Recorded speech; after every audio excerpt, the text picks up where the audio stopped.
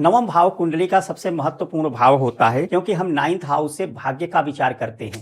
9th house में यदि सौम्य ग्रह बैठा है, शुभ ग्रह बैठा है, तो वे हमारे भाग्य को उदय करते हैं, वह हमारे भाग्य की वृद्धि करते हैं। जैसे यदि आपके 9th हाउस में शुक्र बैठा है, शुक्र पत्नी का कारक होता है, तो विवाह के बाद व्यक्ति का भाग्योदय होता है। 9th हाउस में गुरु बैठा है, तो संतान उत्पत्ति के बाद, चाइल्ड बर्थ के बाद ऐसे जातक का भाग्योदय होता है। लेकिन यदि 9th हाउस में मंगल बैठ जाए तो आपके लाइफ में वह हमारे अनलक का कारण बन जाता है। मंगल लड़ाई झगड़ों का कारक ग्रह है। लड़ाई झगड़ा किए तो आपके लाइफ में बाधाएं उत्पन्न हो जाएंगी, आपका भाग्य साथ देना बंद कर देगा और आप जो है कोर्ट कचहरी के चक्कर काटने लगेंगे। इसी प्रकार से शनि बैठा है, तो शनि सबसे बड़े दुख का कारण होता है। तो हमें निगेटिव प्लैनेट से संबंधित उपाय करने चाहिए। जैसे यहाँ पर देखेंगे, शनि का जो निगेटिव प्लैनेट है वो हमारा चंद्रमा है, क्योंकि अष्टम में शनि जहाँ आयु की वृद्धि करता है, वहीं पर अष्टम में चंद्रमा अल्पायु बनाता है। इसलिए ये एक दूसरे के विपरीत हैं, क्योंकि शनि दुख का कारण है, कारक है,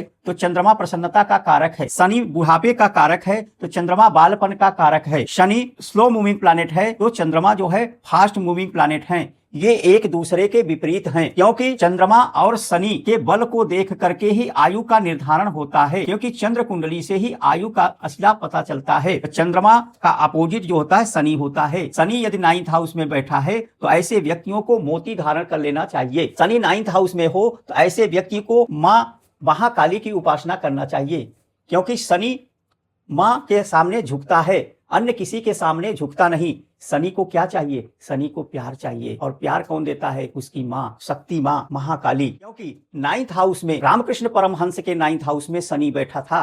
रामकृष्ण भटक रहे थे, लेकिन महाकाली के शरण में जाते ही उनका भाग्योदय हो गया। उसी प्रकार से 9th हाउस में मंगल बैठा है। ऐसे व्यक्तियों को सूर्य अर्थात भगवान शिव की उपासना करनी चाहिए, रुद्र की उपासना करनी चाहिए, और ऐसे व्यक्तियों को सूर्य का रत्न माणिक पहनना चाहिए। मंगल कुंडली में किसी तरह से पीड़ित है तो सूर्य उसके दोषों को दूर करता है।